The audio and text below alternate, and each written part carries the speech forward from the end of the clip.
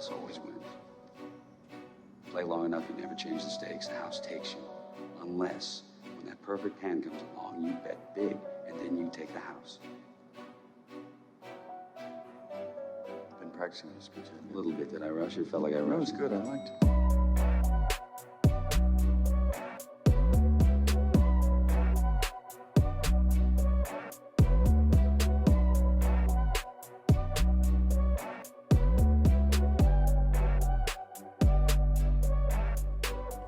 What's up, everybody, and welcome back to the Big Easy Bets podcast. I'm your host, Logan, and with me in the studio, Nick Von Brick. What up? With us on the ones and twos, Joseph Ascani. You. This is episode 150, a milestone episode. If we were smart, we would have planned out the bracket breakdown to be episode 150. I thought about that, but we didn't. Yeah.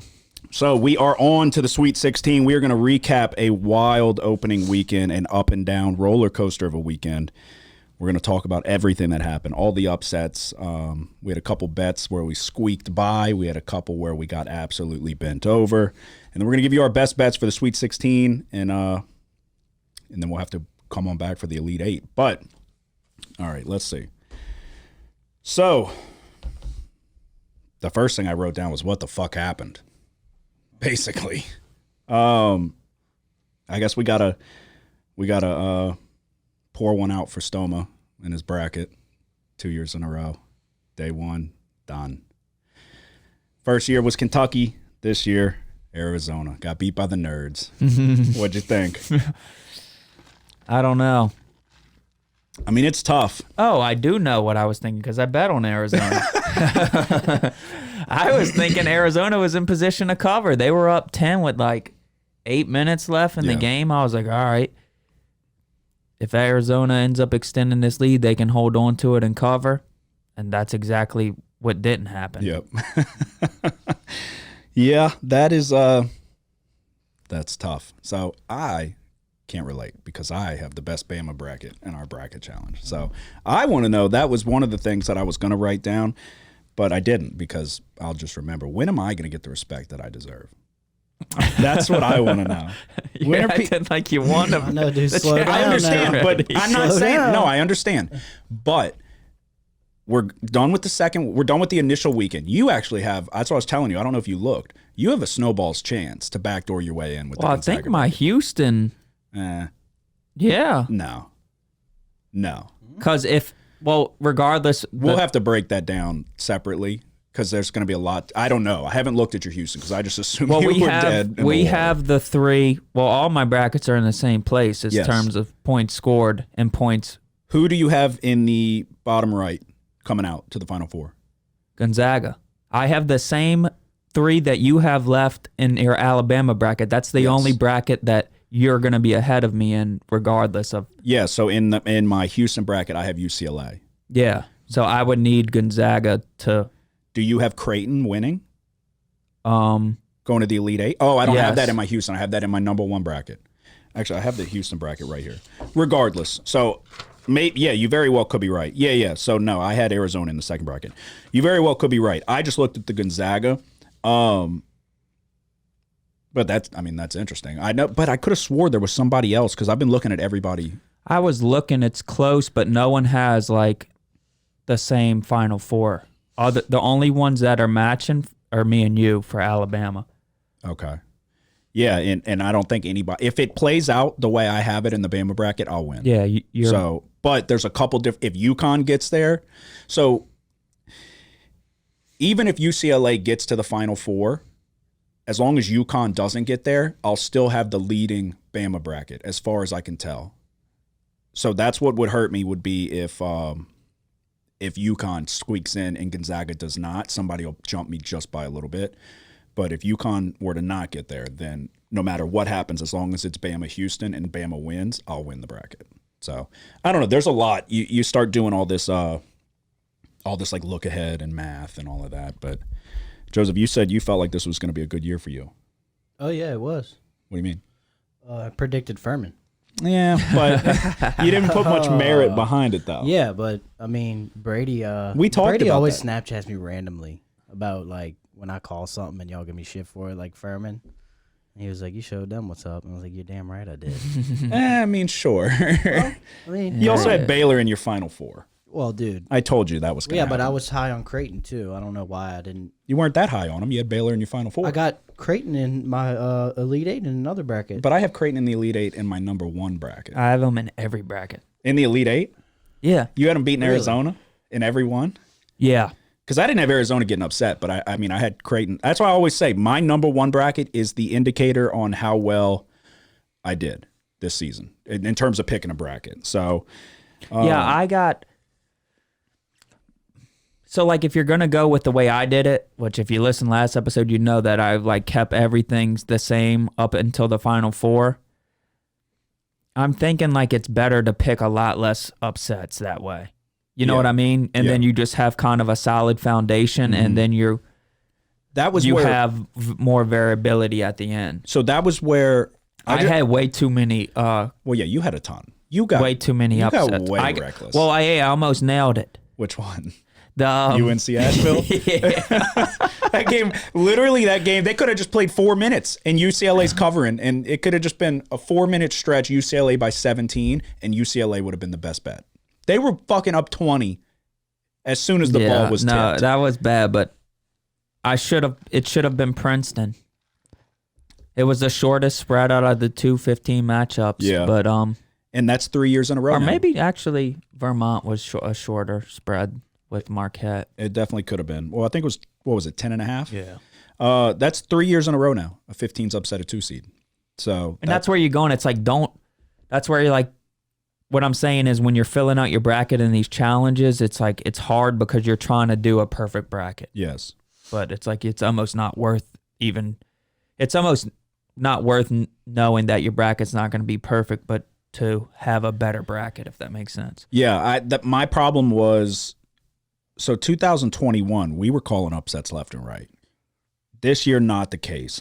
Swing and a miss for me on, what did I have? I had UL, which they put up a good fight there in the second half. A swing and a miss on VCU. I think that was for both of us over St. Mary's. Swing and a miss on Drake. And Drake had it too. Once Yeah. they started pressing, Drake collapsed. And I hate that so much. It's so frustrating. You'll see these teams that it looks like they've never seen a full court press before and they just implode. That's what we saw with Drake. They should have had that one. But yeah, for the most part though, I pretty much was on top of this bracket. I said the bottom left quadrant was going to be a fucking shit show, and that is exactly what it was. I said that Purdue and Kansas were the most vulnerable of the 1 seeds. No, I didn't think Purdue was going to lose. 23.5 point fucking favorites. Quite a few people actually backed Purdue on that line, too. I told you Arkansas was going to upset Kansas second round. That got me out the gutter on the weekend. I feel like for the most part, like with Creighton going out, San Diego State winning twice, granted the Furman call, which if you would have put a little bit more behind it, you could have gave us anything. You Yeah, could have said, I well- think Furman shoots it well. Well, I told you I was feeling lucky, man. But you can't just say like, nah, I think. Oh yeah, because March Madness, like the brackets, you don't have to get lucky. No, of course you have to get lucky. You have to get very lucky. Come on, dude. But you just lean into it and be like, Furman's point guard's great. Hey, I think he's going to carry it. That's what I said. 27 wins, man. So I actually wrote down that Furman win over Virginia dude. was top 5 March Madness moment That for was me sweet. ever. Yep. Second game of the day, coinciding with the first game. First off, I start off with Maryland. They're down by 1 billion in the first half, and then they make an incredible comeback. I sat right here. I said Pee Wee Reese will be the difference. He was in the second half. Maryland comes back and wins, and then Joseph's calling a 13 over a 4 with Furman and Kihei Clark. What are you fucking doing? What are you doing? Kihei Clark is supposed to be the smartest guy on the court. He's been there forever. What are you doing? He just blindly, it was just a prayer. I don't even know what his thought process, just hold it and get fouled. Right. Yeah, I mean, looking back on it, he was clearly like trying to clear it out, Yeah. like throw it into. But this isn't hockey. Like, he's got those little soccer. baby arms. That was going nowhere. He didn't even All- get it to half court. All-time call by Kevin Harlan. God, dude, Oh, he's my yeah. favorite announcer. Yeah, he's great. Did y'all see that sideline view of it? Yeah. Dude, that was awesome. And no, that's what they like. You see him when he puts his arms Yeah, out. Van Gundy's just like, Well, it's to tell them to shut the fuck up. Yeah. Like, don't say anything. right, just let it be. Because it's like the rule with announcers is sometimes like they did it after the Gleason block punt. Kornheiser and Tirico didn't say a word for like 60 seconds, maybe even longer. Like you let the moment play out. Right. And so Harlan was like, don't fucking say anything. And then he kind of took it But from even there. before he did that, Van Gundy's face was just like starstruck. Oh yeah, as soon as he throws it up in the I was sitting there watching with Lindsay. He throws it up in the air. I literally go like before it was even Picked like off. clear that it was going to get caught by the other team for a turnover. It's like, what are you fucking doing? Everyone knows don't do that. That's rule number 1. When we played in fucking high school, I would always like when you save it under your own basket, I was chucking it to the other side, and the coach would like coaches love when you do that shit because it's a high IQ basketball play. Like a lot of people save it right under their basket for a fucking layup, so you chuck it to the other end, but not there, Not in that instance. not no. there. You're doing that when like you're fucking getting a steal or getting it off the rebound or it's about to go out of bounds. You have the ball, just hold it and get fouled. Go to the free throw line. All time boneheaded move. Oh yeah. It was incredible. But the fact that the dude who isn't even that good of a 3-point shooter wets it, you knew it was going in. As soon as he shot it, you're like, okay. Yeah. That was wild. That was an all-time March Madness moment for me, and it kicked off the weekend. But yeah, I thought that was wild. We saw, obviously, a 16 seed go down. I offered Lindsay a $1,000 bet that there wouldn't be a 16 seed to win. She's like, I think it's gonna happen. I'm like, oh, do you? It's happened once ever. I said, I'll bet you $1,000, and then you give me 100 if it doesn't happen. She said, no, we'll do 125. I said, deal, sucker, easy money. Well, the smallest team ever beat the fucking team with Zach Edey. So that team was vulnerable. Yeah, all their year, though. average height is 6'3". That's wild. Who, I could get FPU? rebounds on that. Yeah. No, it's wild that. But I sat right here. I said we just watched them against Penn State win by 2. Edey went for 30 and 15, and they only beat Penn State by 2. And Yeah. that's a small team. Penn State does not have a lot of size at all. This Purdue team, their guard play was mediocre. So it sucks for Edey. Great career. Matt Painter, what are you doing? Purdue was lost to North Texas. You called that. They lost to who? St. Peter's last year. Yeah, St. Peter's on the Cinderella run. They lose to a 16 seed. Matt Painter's out, if it's me. Goodbye. They had a ton of talent last year. Jaden Ivey, Yep. Stefanovic. Who else? Multiple. Williams. Yeah, Edey. What was his name? Travion Williams? Was that last year? That was Yeah, that's the That guy was. that frickin' had the windmill miss per year bet. Yeah. But he was more skilled than Edey. Yeah, my dad's now like he's like a seasonal bettor, so he's back in and he's texting me about the worst bad beat of all time because a 3-point shooter got fouled against Texas, and it was 5.5 point spread. I think he goes and shoots free throws and ends up being a 5-point game. Vegas called it worst bad beat of all time. Meanwhile, I have the under in the first half against Gonzaga. 3 minutes to go, 21 points. 21 fucking points get scored in 3 minutes. Never seen anything like it. And he's telling me about the worst bad beats of all time. We got Travion Williams on a breakaway dunk. And he goes for a windmill and short arms it and hits the front of the rim. Worst bad beat of all time again. What? Shit, Gonzaga. Oh, yeah, that was way worse, too. Oh, Yeah. bro. Yeah. No, that's why I'm like, I'm losing my ass. And I'm getting texts like, dude. No, yeah, that I was on the Gonzaga first half under of that game. And even then, even that one, I don't know if y'all were paying attention to that. No. It ended up they needed like 11 points in a minute. I was like, I should be good. Nope. Fucking it hit, but they score a shitload. And then it came down to where Gonzaga got the ball, if I remember correctly, off of a rebound, and the guy stepped out of bounds with like 2. It was going to be a half court heave. So I was like, should be good. Steps out of bounds with like 1.2 on the clock. Now TCU gets it. They just have to inbound it. It's in the half court. And they fucking inbound it to him. He takes a turnaround jump shot. I told Lynch, just like, watch this. Fucking he missed it, luckily. But that would have broke me. But yeah, so then Joseph was on the wrong side of the 0.7 seconds left on the clock, and they roll it 3/4 of the court. The guy picks it up, fucking swishes it. Did you see that? Yeah.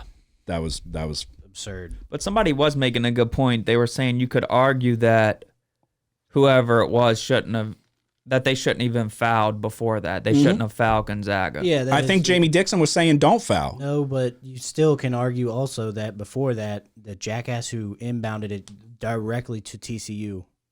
Oh, yes. Yeah. Straw. No, it might have been Strawther. It was one of them. You talking about right in the middle? to him, yes, for an easy layup. Well, because I needed Gonzaga for my bracket, and they made it closer than it should have Yeah. been. But they obviously held on there at the end. But yeah, no, that was brutal. Obviously, we saw. Go ahead. But yeah, no, they shouldn't have fouled. Yeah, Gonzaga was up 4, and Yeah. then they fouled them with like no chance to win, really. Exactly. And then we saw Princeton over Arizona. So I hit the nail on the head with that one too. That's what I'm saying. This re-solidifies for me that I know what the fuck I'm talking about. It does. I said that it's just too risky with that team with Kriisa. Kriisa did exactly what I said he's going to do. That's what he does. He's one of the most overhyped, overrated players in college basketball history because he's got this like aura about him that he's like a really good player, but when you watch him, you're like he's not doing anything except like making a lot of hand gestures and hyping up the crowd. But at the end of the day, there's no substance behind it. So Tubelis got his. That's what I said. Tubelis is great. He needs help. Didn't get it. Princeton manages to knock off Arizona in an upset that really nobody had. I thought that was, I mean, that's another just, it happens every year. But it's like, how do these teams allow it to happen? That's why it's the best tournament ever. But it's like, they have Ballo, Tubelis, Larson, Kriisa, Ramey's over there now. It's like they have a shitload of guys. How do y'all allow this to happen? Yeah. It blows me away every time. So I wrote down, I wrote down where'd I go right, where'd I go wrong. Basically recap. I told you the East would be a shit show. SDSU to the Sweet 16. Arkansas upset over Kansas. Purdue, Kansas, most vulnerable 1 seeds. Creighton to the Elite 8. UL sucked. VCU sucked. Drake sucked. I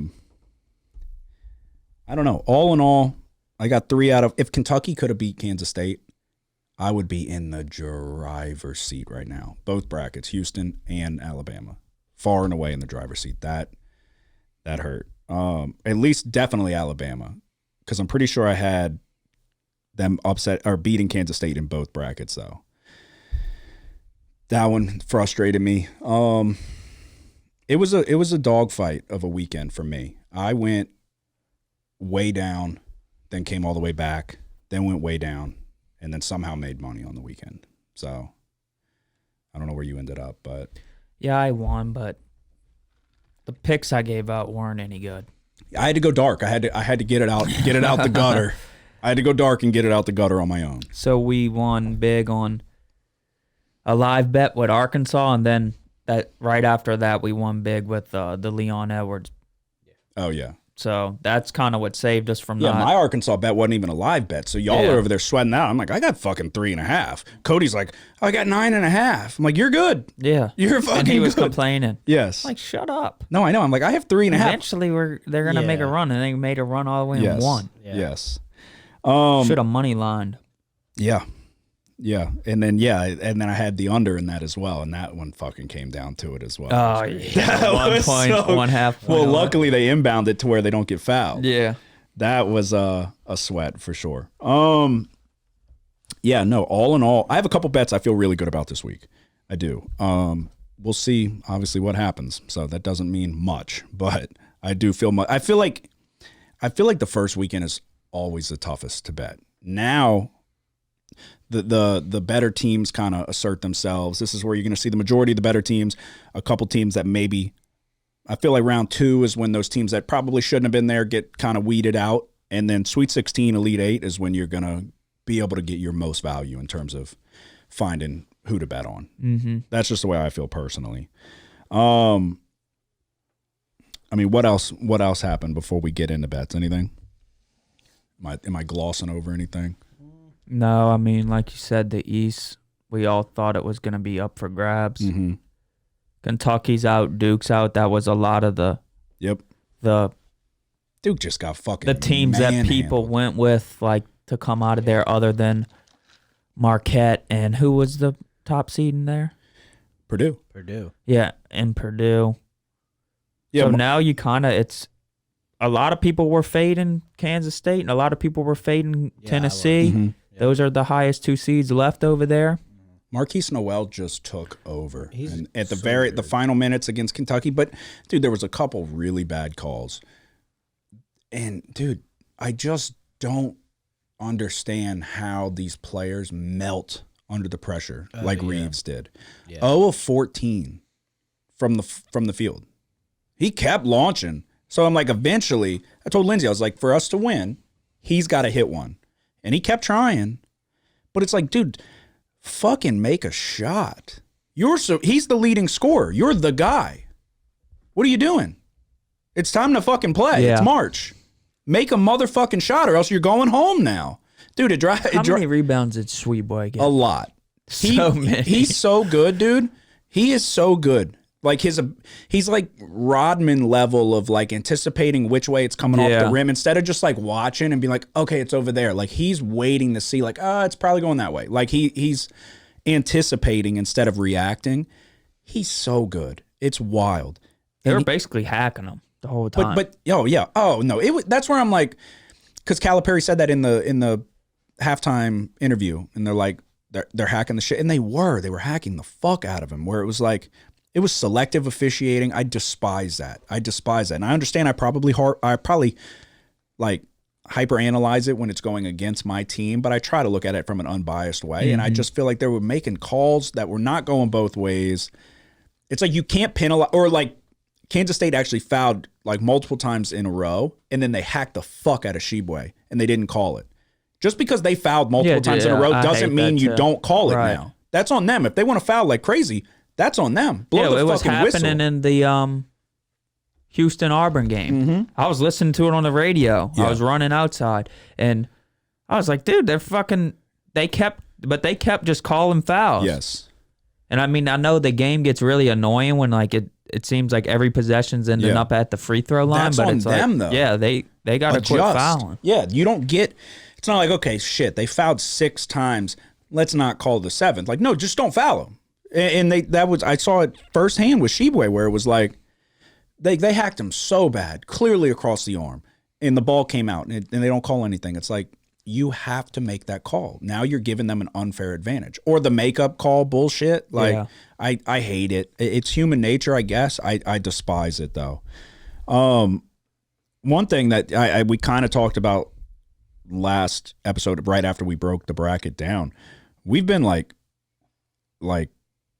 I don't even know what word I'm looking for, but unusually like in sync across all sports. So we obviously both had Alabama and Houston. My first 2 brackets, we didn't talk about it at all, but you and I both have Alabama, Houston. Then we flip flop winners, and then my third, I went rogue a little bit, whereas your tactic was wild. I don't think it's a bad strategy, but it's not if you call the upsets though. You took too many upsets. I took too many risks on the upsets where. But if you were to get those correct, I think if you limit those though, and then like next year, if I do the same strategy, if you limit it and you just go with mostly, the teams that are favored by Vegas or closer spreads for the upsets, then you're gonna end up having a better chance at the end, especially if you have a good feeling about like we have a good feeling about Houston and Alabama.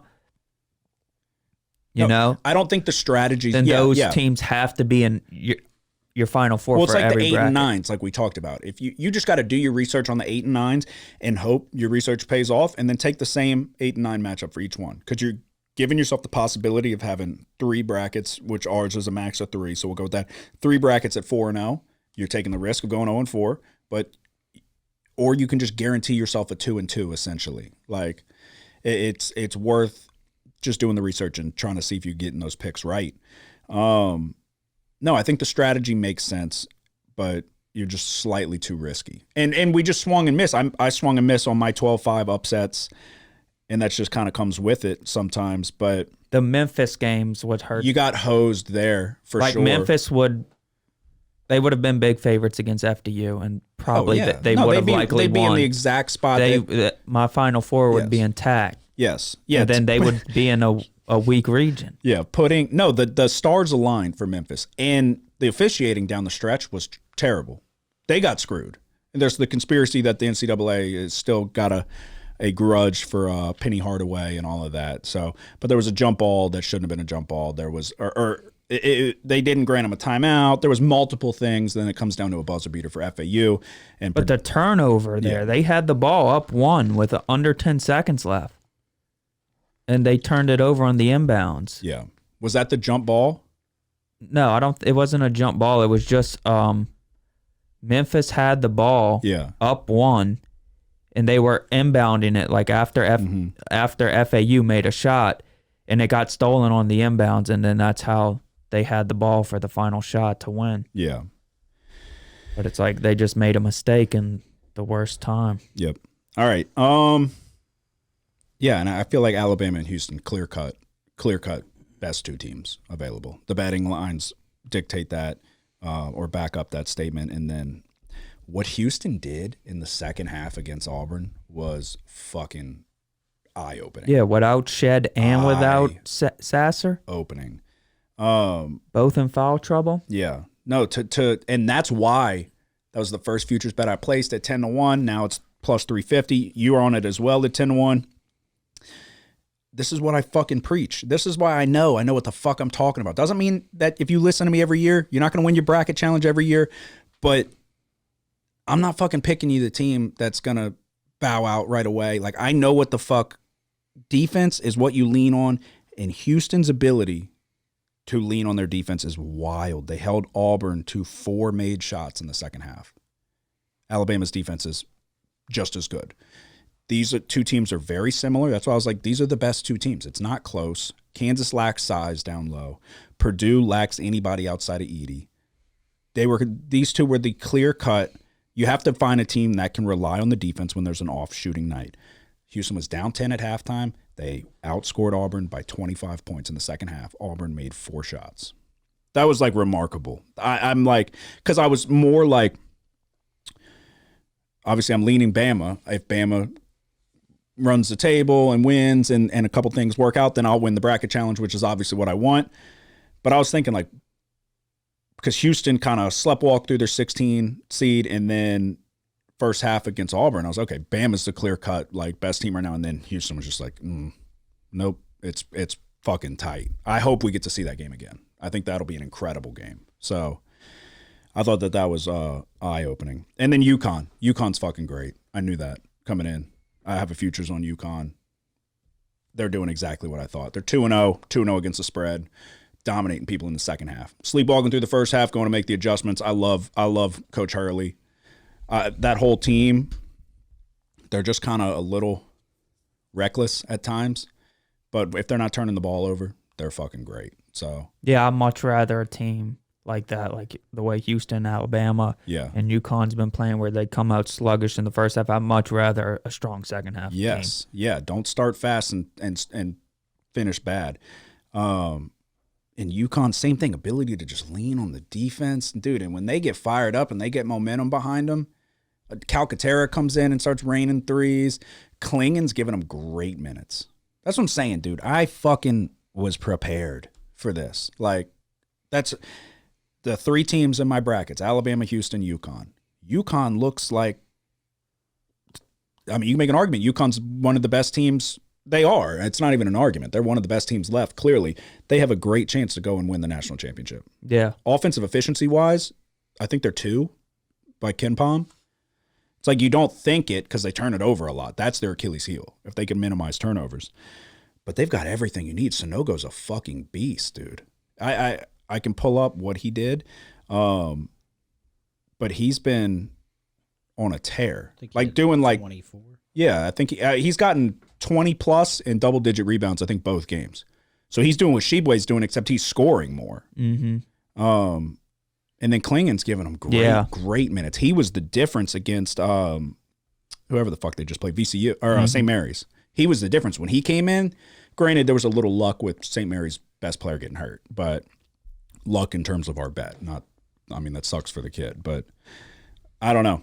They have everything that they need, and they remind me of Houston. They remind me of a little bit like Alabama. They remind me more of Houston. Like they have hard-nosed defense, rebound the ball very well, and can shoot it a little bit. Yeah, so your boy can shoot. He got hot in the second half. Hawkins. Yeah. Yeah, if Hawkins shows up, they'll He's be. got a pretty shot, man. Oh, it's probably the best jump shot in college It's a basketball. really nice shot. He got hot. I think he hit 3 straight. Well, then Newton's Aaron Jones' cousin, I found out, the running back. He was hitting shots in the beginning. He was kind of keeping them in it and then extending the lead a little bit. But then you got Jackson, the guy who can guard every position, run the break, gets reckless with the ball sometimes, but he's that guy that you need. They can just go guard the best player. He's gonna have an off night. And then you've got Calcaterra, who's shooting like almost 50% from the 3-point line. They have every piece they need. Size, good guard play, the wings who can guard everybody. They have every piece they need.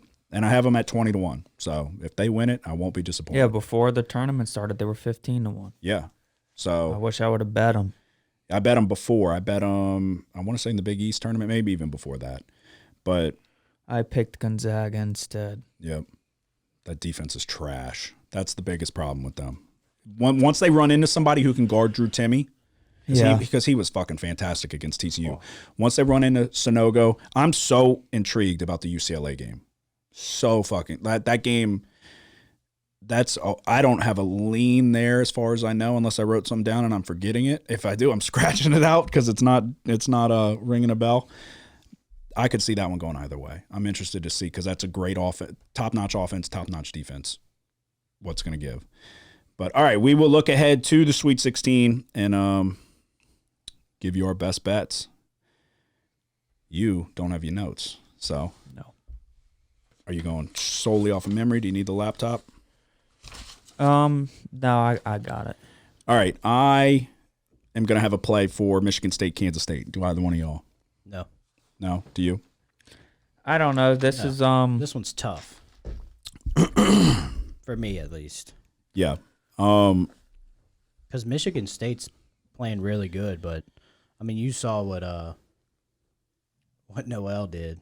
I mean, if those two can play like they did. Yeah, but Keontae Johnson got put in check for the majority of that game, and then it was really – dude, that game frustrates me so bad because it was right there. It was right there for Kentucky, and then Marquise Noel in that final minute. He's really good. Oh, he's great. Yeah. He gets reckless with the ball too, though, because Kentucky went on their run because he started making careless turnovers. But when you can tell when he's got the momentum behind him, and I mean he's a quality guard for sure. So, but yeah, so Michigan State, Kansas State. Currently, the line sits at Michigan State is 2-point favorites. The over under is. I got 138. SC 137.5 now. Either one. All right, so Michigan State 31st in defensive efficiency, but they are 341st in forced turnover percentage. This means they play really well, tough half-court defense. They're 302nd in the nation in tempo, 274th in offensive possession length, going to nearly 19 seconds per possession. Kansas State, on the flip side, 17th in defensive efficiency, 15th in the nation in three-point percentage defensively. So you can guess where I'm going here. Michigan State shoots the ball very well statistically. This tournament, they have not. First game, they were 5 of 14. Second game, they were 2 of 16. 7 of 30 overall, 25%. Both teams are right around 25% from deep in the tournament. Michigan State's favored in this one. So clearly Vegas thinks that, I mean, if they think Michigan State's going to win, it's going to be a slow-paced game. You're going to see I'm expecting good defense both sides. I'm going to go under 138 and kind of expect the poor shooting. They're going I think the poor shooting is going to carry over, and Michigan State's going to have to slow it down and lean on their defense because if Noel gets out and running and finding Johnson and all of that, they want to run and push it up. They don't go crazy fast, but when Noel gets into that mode and he's running the fast break, throwing behind the back passes and shit, that doesn't bode well for Michigan State. I think their half-court defense is quality. Being 31st in defensive efficiency, but 341st in forced turnover percentage. they're not getting those steals that are leading to fast break buckets and all of that you don't want if you're betting on under. So I'm going to take under 138. Yeah. It's tough because you wonder, what's his name? For who? Noel. What's his Marquise Noel. Marquise Noel. He spells it with a K and a Q. I have no idea. Yeah. I can tell you. Hold on. Anyway, you wonder if he can do it again. If he can put the team on his back like he did against Kentucky. Every time Kentucky was about to get the lead to 4 or 5, bam, 3. He does spell it with a K and a Q. Hits a big shot. Yeah. So you wonder if they're going to get enough from him, whereas Michigan State they have good guard play too, but I don't know. It's not as much on one person. And then, like you said, they haven't shot the ball well, but they're certainly capable of shooting it better. Eventually, some shots probably are going to fall for them. The thing here, I'm worried here, taking Michigan State, though, is in the first 2 games for Kansas State, same thing, line movement, going in the opposite direction. A lot of people betting against Kansas State, and they've covered and won both of those games outright. You wonder if it's going to happen again. Yeah, I am. I'm interested to see how this one's going to go because who's going to guard Noel? Hogard's been pretty much running point, and he's good size. I don't know if he's quick enough to stay with him. And then you've got Tyson Walker, who Michigan State has a good backcourt. Yeah, Hogard can't shoot it very well, but he plays good defense, can run the offense, can hit you some timely shots. But Tyson Walker's really good. Really good. So I'm interested to see, is it a Tyson Walker versus Marquise Noel head-to-head type of thing? I think Malik Hall could match up pretty well with Keontae Johnson. And, Izzo's a fucking March wizard, dude. He doesn't get enough credit, in my opinion. Yeah. I've been a big Michigan State guy from back in the day, back when they had Adrian Payne, and I think was it Keith Appling?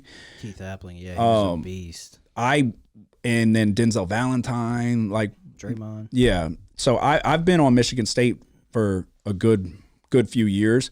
Tom Izzo consistently has lesser competition than the rest and is consistently having his team competitive and when it's most important. So, I mean, you kind of got to tip your cap to him for sure. I mean, he's recognized as one of the best in the game, but I feel like he's almost underappreciated. So I'm interested to see how they line up defensively again because they always play good defense. What are they going to throw? What looks are they going to throw at Kansas State? Are they going to? Yeah, I think I'm going to go with Michigan State here, even though I'm a little bit worried because it opened at Kansas State favored by 1 point, so it's moved 3 points. You just worry. It hasn't happened yet where it's like, oh, you're too late, and like when you have a number move through 0 by 3 points, it's not as significant as if it was like a 5 to an 8 point spread or something like that. So, I don't know. I don't know if they get caught again, meaning the big bettors that are putting a lot of money on Michigan State. Yeah. Okay. Yeah, dude, this is like the opening weekend's always the best, but this is when you get those matchups where it's like every game you're like, how's it going to go? Like every game's a good game now. All right, next game on the list, 6:15 p.m. on CBS, Arkansas, UConn. UConn's 3.5 point favorites. The total sits at 140. Are you on this? Yeah. Okay. I have a lot. I don't really have too much. I'll go notes first in front of then. me. I'll go first. All right. So this is going to be this was the one I did the most analysis on and went into the most. All right. So obviously I called the Arkansas upset over Kansas. I felt like they matched up well there. They've been solid in the tournament. The second half turnaround from Arkansas against Kansas was extremely impressive, but they have not shot the ball well at all this year, and that has carried over into the tournament, which was to be expected. But the key is that they've been able to control the boards, especially the offensive glass, 15 offensive rebounds to 7 versus Kansas and 11 offensive rebounds to 3 against Illinois, which was impressive because Illinois has good size. Kansas is undersized. The average height for Kansas, 77.5 inches, is 117th in the nation. Now they're going up against UConn, average height 78.3, 28th in the nation. Kansas lacked the size down low. UConn much bigger. I think you're going to see a more relentless approach on the glass. That's UConn's style of play. I think Arkansas is going to run into trouble with if you're not able to control the glass. If you're not shooting well, the offensive rebounds picks up for. That's why Alabama is a front runner in my opinion, because they shoot it well and then they rebound at the highest clip. So whenever they are missing shots, they're getting extra chances. I don't think that they're going to get those extra chances against UConn. 38.8% of the time they're generating an offensive rebound, being UConn. So that's second in the nation. And then they're holding opponents to 25.6 offensive rebounds on the defensive side of the ball, which is 61st in the nation. I like this UConn team a lot. I think another thing that's kind of like brushed under the rug is that they shoot the ball at the free throw line incredibly well. Sonogo, for his size, who gets fouled a lot, I don't know what his exact percentage is, but it's in the 70s, and he shoots it well. So for Arkansas to beat UConn, they're going to either, one, have to force UConn into a shitload of turnovers, which is not out of the question, but more realistically, they're going to have to shoot it well from deep. Anytime that we saw UConn lose this season, typically the team had a very good shooting night, or they turned it over a ton. So UConn losses, they've only lost like 8 times. They lost to Marquette. They shot it 38% from the three-point line. They lost to Creighton. They shot at 33. They lost to Xavier, who shot 50% from the line. Then they played Seton Hall, who shot 19% from the three-point line, but UConn had 18 turnovers. This was earlier in the year. St. John's, 15% from the three-point line, and UConn had 21 turnovers. Then they played Marquette, who shot 38% from deep. Providence shot 44% from deep, and Xavier shot 32% from deep.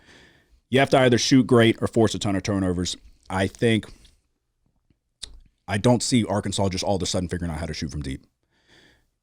UConn has the rim protection. UConn can shoot it very well. They're shooting it really well, like, to start this tournament off. So 45% from the three-point line and 51% from the field.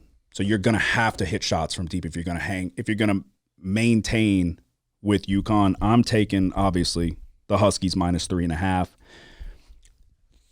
That was the biggest knock for me on Kansas, was that they're undersized. They don't have a big man. I've been saying it all year. They're a big man away from being one of the best teams in the country. So, and they didn't have it. It was the deciding factor that kept giving Arkansas second chances. Those second chances aren't going to be there against UConn. So unless they shoot the ball, shoot the lights out of the gym, then I don't see them hanging in this one. So I'm taking UConn. Yeah, I'm taking UConn as well. Anything outside of no, like you said, I mean, I think it's just like when you can rebound on the offensive end like them in Kentucky, they were the top 2 teams in the country this past season. It's rare. Like Kentucky, I wonder what the rebound differential was for the Kentucky-Kansas State game, but it's rare that a team loses the rebounding battle but wins the game. And I know for sure that Kansas State lost the rebounding. They lost it big time. Yeah. 44-25. 19. That's incredible. So that's where I'm like, dude, when are we going to start pointing the finger at Calipari? You know? Yeah. 19 offensive rebounds to 4. How you make up for that, like I just said, Kentucky had 16 turnovers. Kansas State only had 8. Fouls were 17 and 17. And then it all goes hand in hand. A good shooting night makes up for turnovers. They shot like shit. 4 of 20 from the three-point line. They were 41% overall from the field. But how do you 19 offensive rebounds to 4? Yeah. That's so many extra chances, and you end up losing the game. So, but yeah, so that kind of goes against what we say, but that's not sustainable. If you're finding that's a lot of bad shit happening. I remember now because I walked away from the TV for a moment, and then all of a sudden it was a tie ball game. Kentucky had 11 of those 18 turnovers or whatever it was in the first half. Yes. And they could have put that game more so out of reach in the first half if it weren't for all their turnovers. Mm-hmm. So I think the way you broke it down was pretty much on point. My handwriting's dog shit. So I should have.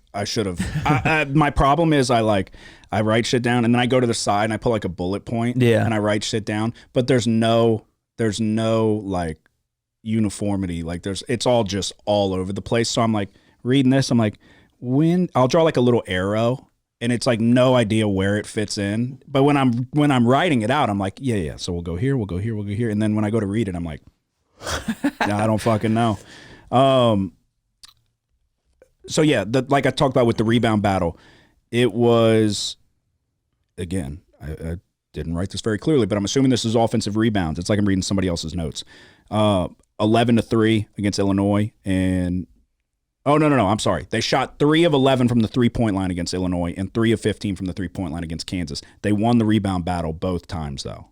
So that's Arkansas's way to winning, forcing you into turnovers, beating you up on the boards. They're not going to be able to do that against UConn. UConn shoots it too well, and then when you got Sonogo and Klingon down low, Sonogo's eating up the boards. And then the other players are lengthy as well. Yeah. No, Andre Jackson, you got to take the good with the bad, or the bad with the good, however you want to call it, but the good has been outweighing the bad, and when he's on and he's running the break, and his ability to play defense is making him indispensable no matter what. And then when you add in the fact that teams sag off of him and want him to shoot, first round he was hitting threes, second round not so much, but he just brings so much to the table. Newton's a good defensive guard. He can score as well. They have a ton of guys. They're deep. I love the coach.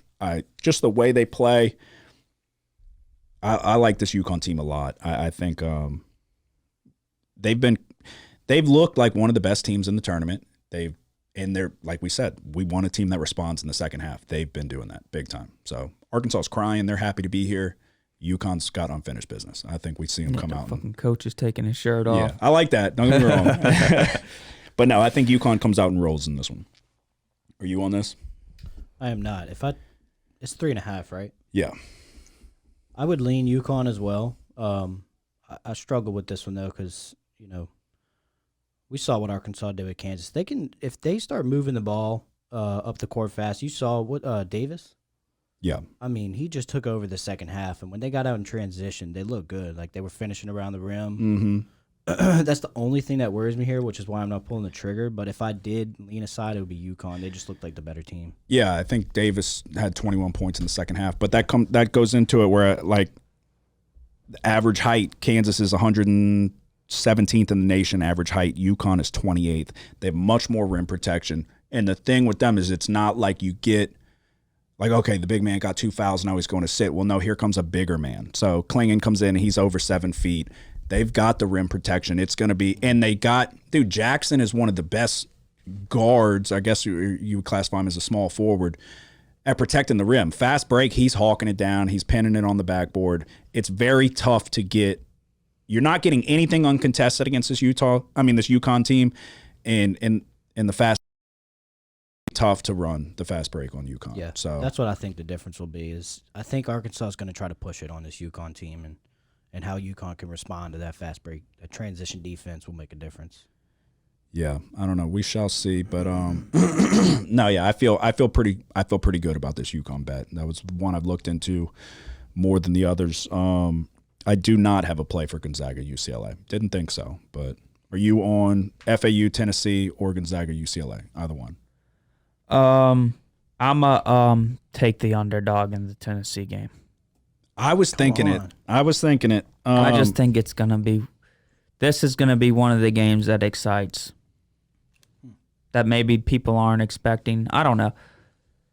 I could see. I'm not sold on Tennessee. I haven't been sold on Tennessee. The defense has been there for them the first 2 games, but you look in the first game, I think against UL, man, they turned the ball over a crazy amount of times against UL. Yeah, I'm going to take FAU as well because I don't like Tennessee. I don't like Rick Barnes. I don't like Plavsic. I don't like any of them. Vescovi. I don't like any of them. So I'll take them as well. I had UL upsetting Tennessee. Clearly that goes to show you how much I value this Tennessee team. They beat up Duke big time. Filipowski, they literally punched him in his head and split his eye open. So, yeah, and he was shooting the lights out of the ball too. Vescovi. No, for Tennessee. The white dude? No. I can't think of his name, dude. Yeah, I don't know. But yeah, I'll take it too, just because I don't. Yeah, and they're another team like Michigan State that really haven't shot the ball from behind the arc to their potential in this tournament. But Yeah. it's like you don't expect that to continue to happen for teams that shoot it as good as they do. Yeah. Was it like Aquara or Okanaru? No idea. Julian Aquara, maybe. All right, Gonzaga, UCLA, are you on it? Out of principle, I feel like we should take the first half under. But I don't know. Clearly, I'm going to be rooting for Gonzaga. yeah. Yeah, I need them as well. So that's basically. I don't have a lean either way. I already have skin in the game. Yeah, but I feel like even regardless if we did or didn't. It would be tough. I would probably take UCLA if I had to. Yeah. I'm very interested to see who's guarding Timmy and how he's able to respond to it. And how they spin this, I don't know. I'm sure they are, but about a lot of these players were on the team that lost in the Final Four to Gonzaga on the buzzer beater, but I don't know. We know we're going to hear about it in the broadcast Tiger Campbell and stuff. was, Jaime Jaquez was. Yeah, I don't know. I think it's going to be a great game. It'll be a great game in the night for sure. Are you on that one? Yeah, I'm taking Gonzaga plus 2.5. Okay. I'll take Gonzaga plus 2.5. I will not. But I mean, it's like you just said. I don't know who's going to guard Timmy. You just said you would lean UCLA. I know. No, it's not that I don't see anybody on UCLA that can guard Timmy down low. Oh no, I do. He is so good down low. He's got great footwork. He's so just think good. He's he'll a good work. facilitator too. Yeah. And that's where this team's like different than the past two seasons where they kind of had a lot more go-to guys, especially 2 years ago, man. They had so many good players. But then last year it's like Holmgren getting in the mix. That's kind of crowding down low. Yeah. It's like this year kind of opened up a lot more for him, and then the contributors are all holding equal weight. It's not as much on like one or two guys like it was 2 years ago. Yeah, I mean, with Suggs and outside of Kispert. Timmy, it's got to be Bolton. They need to feed Bolton more. Strawther is too inconsistent for me. But no, yeah, Timmy's extremely good with his footwork. He's extremely good working his leverage. But life's going to become much tougher against UCLA's defense. They're not TCU. Yeah. So, But I still think it's going to be hard to take him out the game because of how he can facilitate as well exactly. from the post. yeah, but you got to have guys hitting shots, though. Right. So, and they were not they hit timely baskets against TCU, but they could have shot it much better, in my opinion. I don't know. We'll see. I'm not touching it. I think This is by far the best game to me. it's a good one, but yeah, I lean defense. So I've always said it. I can't go against that in this one. And it's all on Timmy. If Timmy gets in foul trouble, where do they go? So that worries me. I like Bolton a lot though. He's good, but he's also got the thing with his hand that they said he was dealing with. But it didn't really seem to affect him. I don't know. I'm not going to touch it. But yeah, obviously we need Gonzaga in terms of our brackets. So we'll see. So, all right, we go to Friday. Same time frame schedule. Starting it off with San Diego State and Alabama. Bama is 7.5-point favorites. I'll get right to it. I'm going to take San Diego State with the points. I think that 7.5. Yeah, I think that San Diego State can play their style and kind of muck this up and keep it closer than it should be. Bama's the best team in the country, 1 and 2, 1A, 1B with Houston, but San Diego State with Bradley, your cousin. I don't know who's going to guard him. Quinterly, who are they going to put on Matt Bradley? Because Quinterly's not going to be he's not aggressive enough defensively. He's not going to be able to contain him from getting into the lane. And then they've got some guys that, I mean, they've got Trammell. He shoots it a lot, not very well, but a lot. But then they've got some pretty lengthy guys themselves. Micah Parrish. I think could be a key contributor here. But San Diego State, it's the mix of they go very slow and they shoot it pretty well from deep. I think that they could hang in this one and muck it up, kind of play their style of game, and at least make things a little more interesting than you would like to see. So I'm going to take San Diego State plus 7.5. Are you going to touch it? No. But I wouldn't lay them with Alabama not here. It's just conflicting styles. Which style's gonna prevail? I think Alabama surely wins. It's just or the back door. I do think it's going to be a little. I was looking at the under here. I think it's 137, right? Yep. I'm not willing to bet the under, but I guess if I had to, that would be the. I was lean to more towards the San Diego State thinking of that side. Yeah. I think it would be a low-scoring game. Maybe Alabama struggles to score, but their defense wins them the game. Yeah. No, I think it's just it's a couple too many points for me. I think San Diego State can, like I said, make it a little closer, and then potentially that back door could be open there late. So I'm going to take the Aztecs. Are you on this, Joseph? I am not. All right, second game, Miami and Houston. An intriguing game. This one I want to hear what you guys have to say. If you feel like you have a strong lean. I like a side in this one, but I've been leading it off each time. So if you got some that you want to throw in. I'm going with Houston. I am as well. That's where I was leaning. Yeah. Houston's going to shut them down. That's what I'm. Defense. That's where I was. Miami's terrible defensively. Horrible. So. And what's it at? I got 6.5. Okay. I see. Yeah, you can still find a 6.5. Okay. No, I think after what we saw Houston do to Auburn, Miami's defense is extremely porous. I think we see Houston, same thing, clamp in on the defensive side. Isaiah Wong's life is going to be very tough. It's going to come down to if Nigel Pack can hit some big threes for him. I don't see it happening. I'm backing the Cougars here in a big way. I think we see another. They looked subpar against the 16 seed. They sleptwalked through that first half against Auburn. I think we see a complete game from Houston in this one, start to finish, a dominant performance. Miami they should have lost to Drake, and then they look good against Indiana. Yeah, but this is not. Yeah, they looked susceptible though against Indiana. Yeah, they'll get back in the game plenty of times. Yeah, but then they closed the door on them. Yeah, late. Pretty. They ended up winning by 16. But yeah, I think it like maybe 10, 12 minutes to go. Indiana made it a game, but yeah, no, I think we see. Because the fact that Sasser played in the second game was a positive for me because I wouldn't have been shocked if he didn't. But so clearly he's good enough to go, got in foul trouble. He hasn't really been able to assert himself in this tournament yet. I think we see the Marcus Sasser game. I think we see Jarris Walker. What did he have? Jarris Walker, not enough people are talking about him. He'll probably be a lottery pick. He's extremely, extremely good. Let's see. He finished with against Auburn. It was Mark that fucking 26 came off and went shade and I mean Sasser still finished with 22. But I was listening to it and they were just like Mark keeps getting to the elbow and hitting his shot. 26 points, 26 points and 9 rebounds. Jarris Walker only had 7 points, gave you 10 rebounds and 6 blocks, but he also was in foul trouble.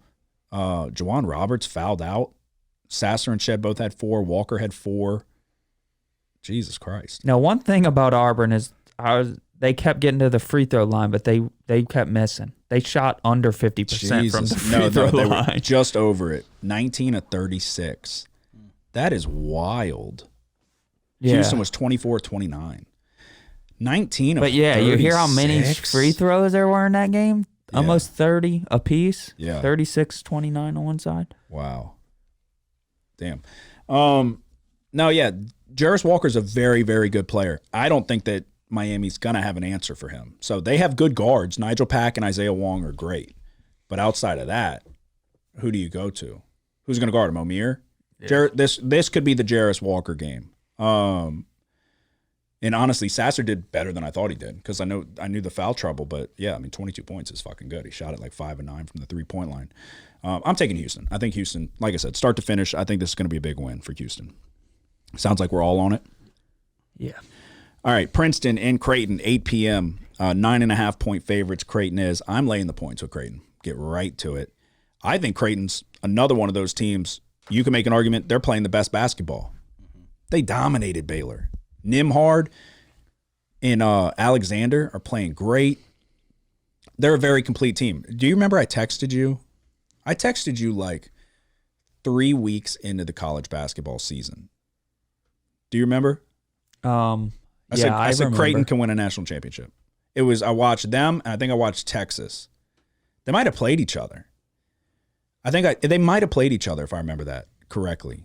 And I said either one of these teams can win a national championship. But that was early. And I was like, this Creighton team has every piece they need. And they are all clicking at the right time.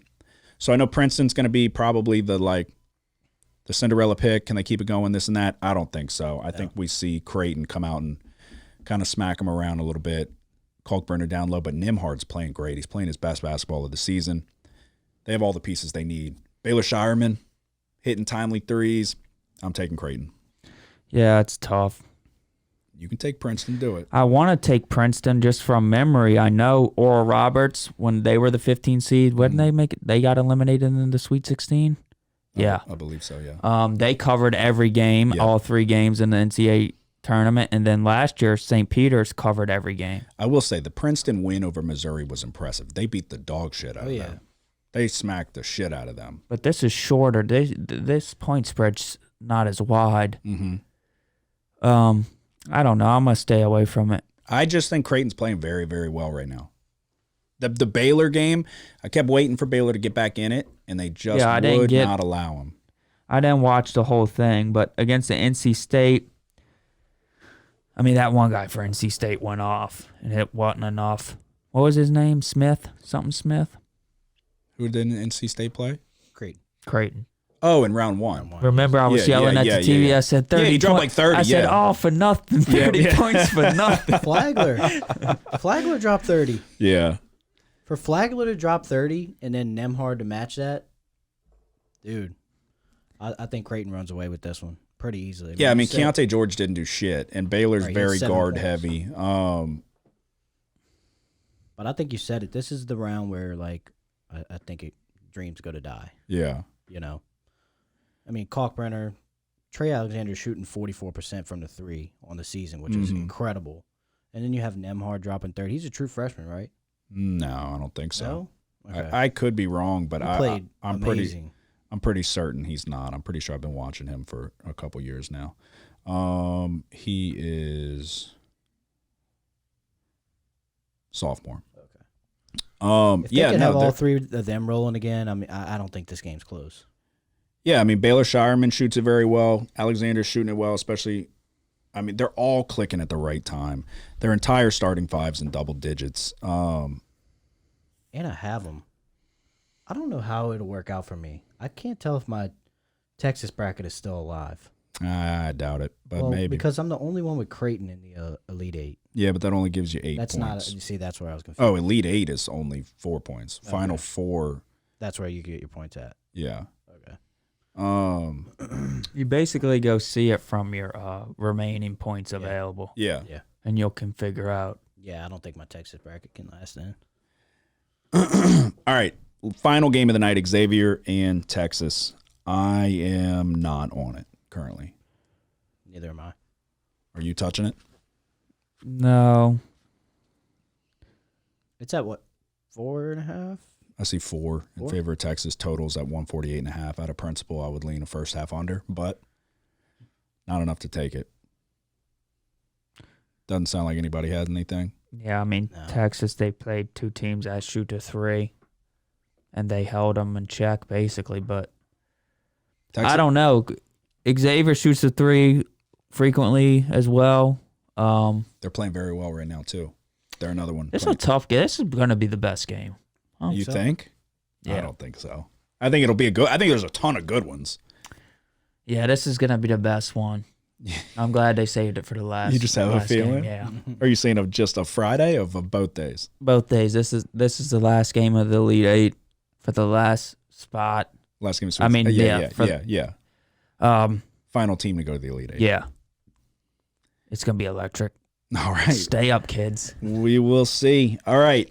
To recap, I am taking the Michigan State, Kansas State under 138, UConn minus 3.5, Houston minus 6.5, San Diego State plus 7.5, and Creighton minus 9.5. We've been scratching and clawing the entire first weekend. The second weekend is where we are going to get them. I am the Sweet 16. We are running away with it starting on Thursday. Michigan State minus 2, UConn minus 3.5, FAU plus 5.5, Gonzaga plus 2, and Houston minus 7. Okay. 3 plays for me. My favorite play is Creighton minus 9.5 over Princeton. Going Gonzaga plus 2.5 over UCLA. And I added it on. I'm going Houston minus 6.5. All righty. That's pretty much all I got. You got anything else? It's episode 150. 150 times we sat, not here, but behind these microphones. How many were here, you think? 70? At least, yeah. I mean, we definitely did the 100 here. Not 70. I would say probably from like episode 80. I don't know. I mean, we could go back and figure it out pretty easily, but a little less than half. Yeah. It's a lot. That's a lot. Yep. A lot of people said we wouldn't get past 1, and then they got past. Actually, they didn't get past 1. They just did 1 and threw in the towel. A lot of people, huh? I mean, it was a lot of people on that 1. 6. How many? What, 5? Yeah, 5, 6? One mic talking all that shit. Suck my dick. Oh, gosh. All right, you got anything to say before we go? Oh, man. Good luck, guys. All right, episode 150 is in the books. It's the Sweet 16. We will put our videos out on YouTube for the, the Elite 8 picks. And like I said, we've been scratching and clawing this first weekend. It was a war of attrition. Somehow we all managed to make money, but we had to go dark. We had to get it out of the gutter on our own. So, but this is when we get them. Like I said, I am the Sweet 16. I'm seeing the board clearer than I've ever seen it. We're going to get one back on them. Episode 150 is in the books. Y'all have a good one. The house always wins. Play long enough, you never change the stakes. The house takes you. Unless, when that perfect hand comes along, you bet big, and then you take the house. I've been practicing this a little bit. Did I rush it? Felt like I rushed. That was good. I liked it.